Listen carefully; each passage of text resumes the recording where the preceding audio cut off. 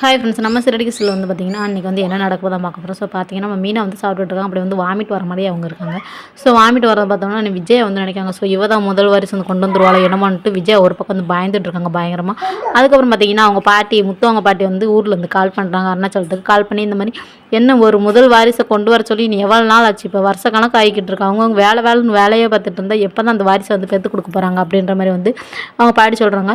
பேசாட்டி அவங்க 3 பேத்துக்கும் கொடைக்கானல் மாதிரி இல்லாட்டி ஏதாவது டூர் மாதிரி என்கிட்ட அனுப்பிவிடு, அனிமூனுக்கு அனுப்பிவிட்டால் தான் அவங்க வந்து அவங்க வாழ்க்கையை வந்து பார்க்க முடியும். அப்போனா தான் ஒரு வாரிசை வந்து கொண்டு வர முடியும் அப்படின்ற மாதிரி வந்து அவங்க பாட்டி சொல்கிறாங்க. சொன்னோன்னு பார்த்திங்கன்னா அருணாச்சலனும் சரிம்மா அப்படின்னு சொல்லிட்டு வந்து சரின்னு கேட்டு இவங்க 3 வந்து எல்லாத்தையும் வந்து போக சொல்கிறாங்க. போக சொன்னோன்னு பார்த்திங்கன்னா நம்ம மனோஜ் வந்து வரலன்னு சொல்லிட்டு இருக்காரு. உடனே ரோஹிணி வந்து கம்பல் பண்ணுறாங்க, வாங்க மனோஜ் நம்மளும் போகலாம் அப்படின்ற மாதிரி வந்து கேட்டுட்ருக்காங்க.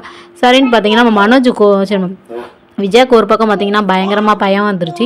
ஏன்னா நம்ம மீனா வந்து வாந்தி எடுக்கிறத பார்த்தோன்னே அவங்க வந்து நார்மலாக தான் வந்து எடுக்கிறாங்க. ஆனால் நம்ம விஜயா தான் பயங்கரமாக வந்து சீன் போட்டுட்டு வந்து க்ரியேட் பண்ணிட்டு இருக்காங்க. ஏன் மீனா பார்த்தா என்ன எப்படி தெரியுதான், மீனா வந்து முதல் வாரிசு கொண்டு வந்தால் தான் விஜயாவுக்கு என்ன தான் பிரச்சனையோ அப்படின்ற மாதிரி தான் எனக்குலாம் தோணும்.